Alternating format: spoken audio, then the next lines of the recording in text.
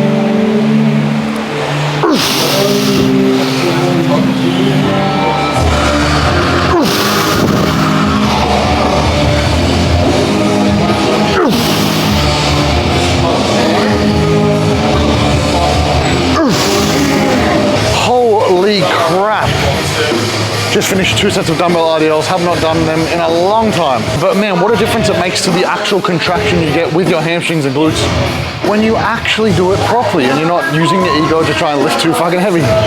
2 sets, hamstrings and glutes are smoked. But now we move on to the upper body portion. So because this is a new program, totally not even in the rhythm, I thought this was a pull session. It's basically hamstrings, delts, and arms. Something that I spoke about over the last couple of days was about organizing your training week, and that people maybe need to get out of the notion that there's a preconceived training split that is optimal. I think the best training split is the one that you can organize your volume, intensity, frequency according to your own individual goals and recoverability. So this program is pretty random. Like a lot of the sessions are kind of push, pull, leg modified, but this session being kind of full body, being hamstrings, delts, and arms, it doesn't kind of fall in the conventional training split that most people would think is optimal. But I've honestly had probably some of the best results with a lot of my training, a lot of my clients' training, with the most random training splits or organization of programming. But it just kind of works based on the needs of the client. So we'll get stuck in upper body. We've got a bunch of shoulders and a bunch of bicep, triceps to finish off. One hard set here, seated machine shoulder press. Very simple, very straightforward. 6 to 10 reps.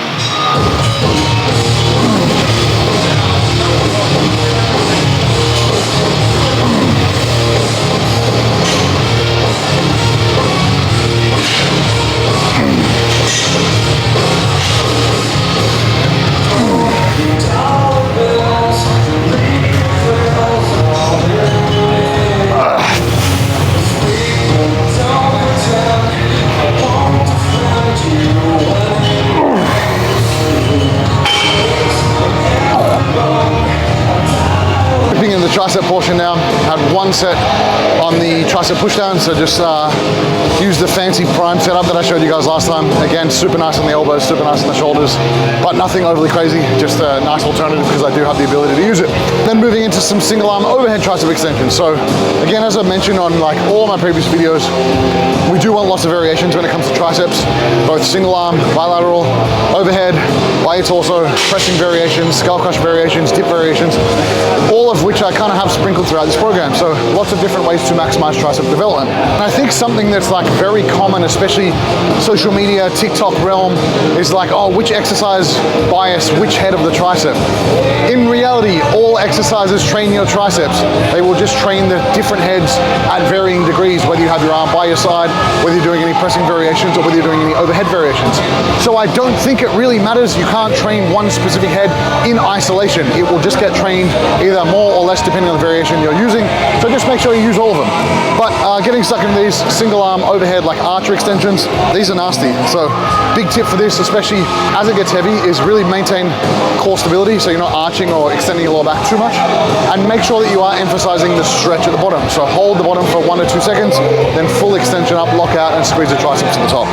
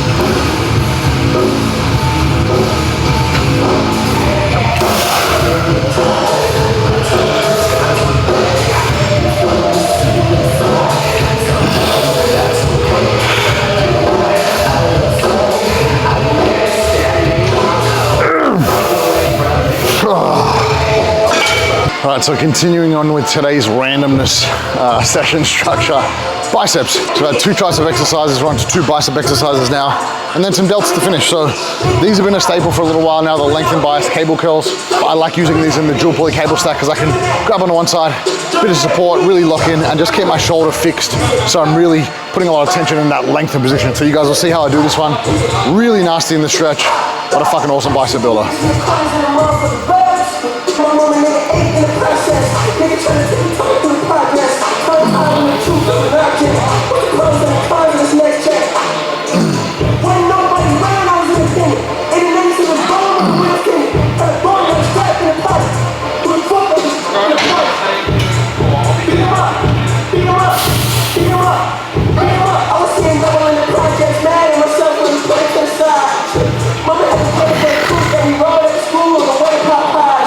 And niggas wanna play both sides, just a red dot, don't get on the wrong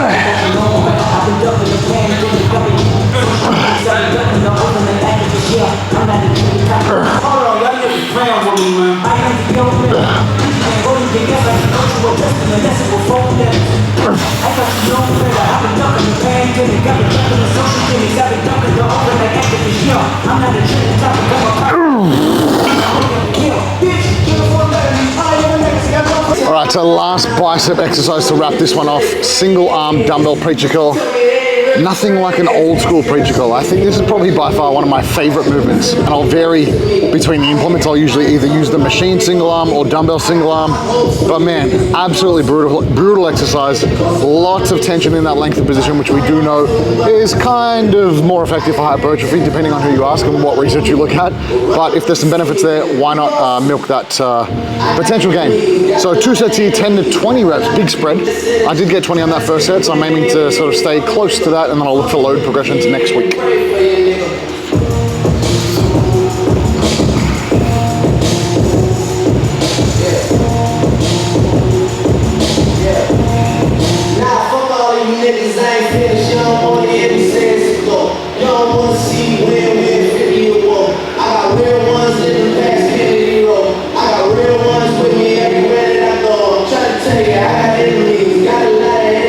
Every time I see him something wrong with your memory, try to take away.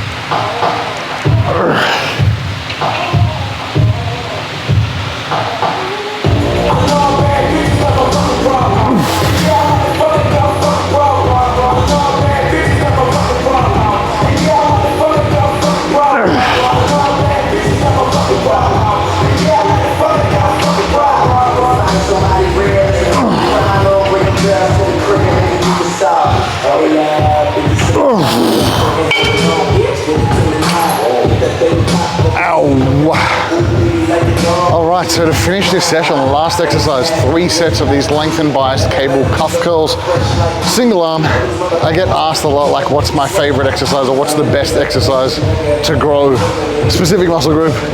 I would say for lateral delts, this is probably my favorite exercise to do. I find the benefits of the unilateral exercise first being the ability to get into positions where you can really emphasize the stretch, get a really nice contraction, and just kind of get yourself in an advantageous position to give the delts the most stimulus. Also maximize output, because we do have that bilateral strength deficit. So by utilizing one at a time, taking a break in between, we can train really, really hard on each side without too many drawbacks. And just the movement itself just feels really nice. You can get a really nice connection, get a lot of stimulus to those lateral delts. So 3 sets here, and across the week, really accumulating lots of delt volume. Pretty much training delts like 4 out of 5 days. And I've spoken about this a lot in terms of like frequency and volume. Higher training frequency per muscle group allows you to do higher volumes across the week, because you don't have to bury yourself in one session. So if I'm doing delts, let's say 4 days a week, I can probably do 4 or 5 sets per session and accumulate, 16, 20 sets of delts across the week and not be too beat up, because 1, the delts can take a lot of work, and 2, the frequency allows us to kind of handle more volume, and when we have more volume, we need to do things more frequently. So kind of this inverse relationship of how you set your program up. But to wrap this up, 2 sets to go. That's us for another week before we're back in tomorrow.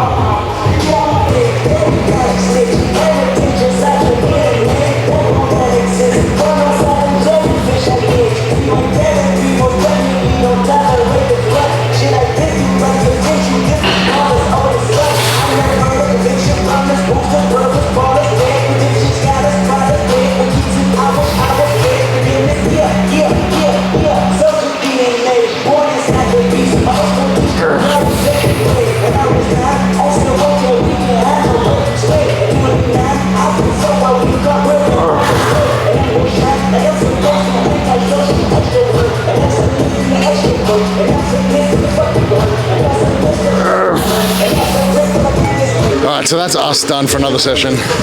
Obscure training setup, hamstrings, biceps, triceps, delts, but actually probably one of my favorite sessions of this new block. So again, don't let the training split kind of trip you up. You can set up your training split however you like to, however you need to in order to hit your goals. So that's us done for the week. We're back in tomorrow. I need to check my program, don't even know where we are. But as always, guys, having so much fun filming these videos, documenting this process. Man, it's just really cool to even kind of look back on my own progress over the last couple of weeks and see how much the physique has improved. We have hit new lows already in the last week. I'm looking forward to probably some new lows again moving forward. So this will be fun over the coming weeks to really see how it plays out as we get closer to making this weight cut and, within the 7 week out mark from first show. But as always, guys, all your support means the world to me. So please make sure you like, comment, share, and most importantly, subscribe to the channel if you do get any value from it. But until tomorrow, guys.